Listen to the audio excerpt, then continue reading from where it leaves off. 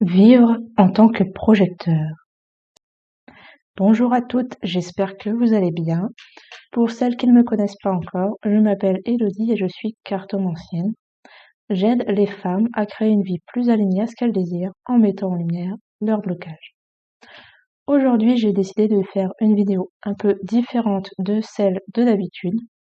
Je vais vous parler de Human Design. Alors, j'ai découvert cet outil de développement personnel il y a un an à peu près. Et à ce moment-là, j'ai su que j'étais projecteur. En design humain, il y a 5 types différents. Les manifesteurs, les générateurs manifesteurs, les projecteurs et les réflecteurs. Les projecteurs font partie des types dits non énergétiques. Alors, ça ne signifie pas qu'on n'a pas d'énergie, mais qu'on n'a pas accès de manière constante et fiable à l'énergie.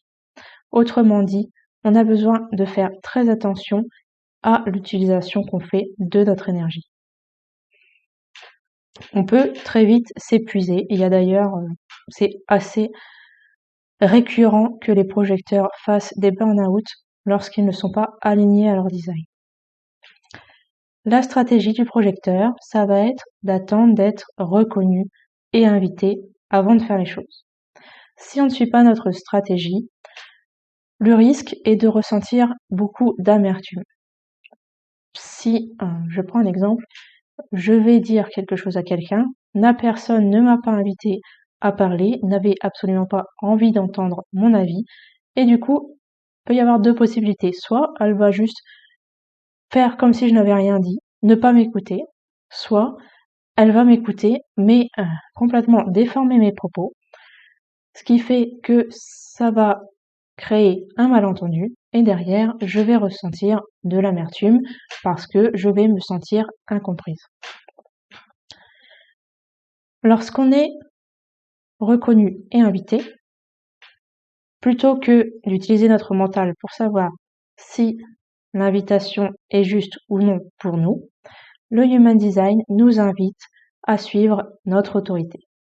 Alors, personnellement, mon autorité, c'est l'autorité du soi projeté. C'est-à-dire que quand je parle, je sens si l'invitation est correcte ou non pour moi parce que j'ai mon centre G qui est connecté directement au centre de ma gorge. Ce qui peut parfois être un peu problématique parce que quand on me dit quelque chose, je peux répondre de façon assez désagréable quand l'invitation ou ce qu'on me propose ne me convient pas. Quand on est reconnu et invité, donc on va utiliser notre autorité pour savoir du coup si oui ou non l'invitation nous convient. Parce que toutes les invitations ne sont pas bonnes à prendre. Ça peut être un problème chez certains projecteurs parce qu'on est un peu accro à la reconnaissance, voire beaucoup pour certains. Du coup, lorsqu'on reçoit une invitation, eh bien, on a tendance à avoir envie de dire oui. Et si on écoute notre mental, on va se dire ah bah oui, mais c'est logique ce qu'il me propose, allons-y, je vais le faire. Alors que notre autorité nous dit non. Il y a aussi différents niveaux d'invitation. Si vous êtes projecteur, vous avez sûrement été très conditionné par les personnes autour de vous puisque la plupart des personnes sont générateurs ou générateurs manifesteurs. Donc, on vous a conditionné à travailler beaucoup. Or, un projecteur n'a pas un accès constant à l'énergie, donc il n'est pas fait pour travailler comme la plupart des gens, c'est-à-dire commencer la journée à 8h du matin et finir à 17h, voire à 18h pour certains. Donc, si on vous invite pour quelque chose qui, en fait, est en lien avec ce qu'on appelle le non-soi, par exemple, votre capacité à bosser toute la journée, ce pour lequel vous n'êtes pas fait, eh bien, ce n'est pas une bonne invitation. Parce qu'on vous invite à faire quelque chose qui est du non-soi, qui n'est pas votre design.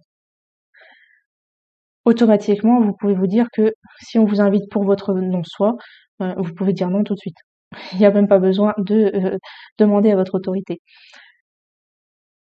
Une bonne invitation, ça va être une invitation qui est liée à des choses qui sont définies dans votre design, vos centres, vos canaux, ou à l'intelligence le savoir que vous avez développé en lien avec vos centres non définis. Si vous avez des centres non définis, vous allez être conditionné par les gens autour de vous qui ont ces centres définis. Du coup, si vous êtes au fait de votre design, vous allez pouvoir travailler sur ces centres non définis et développer une grande sagesse en lien avec ces centres.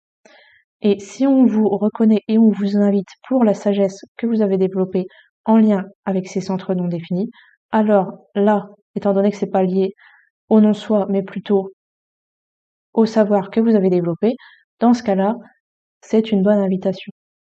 Mais même si c'est une bonne invitation, ça ne veut pas dire que vous devez dire oui. Vous devez écouter votre autorité. Je ferai peut-être une vidéo par rapport à ma propre autorité, puisque c'est ce que je connais le mieux par rapport au Human Design. Alors, j'ai peut-être oublié des choses par rapport au projecteur. J'ai parlé de la stratégie, de l'autorité, de l'amertume. Globalement, c'est ce que vous avez besoin de savoir quand vous débutez en Human Design.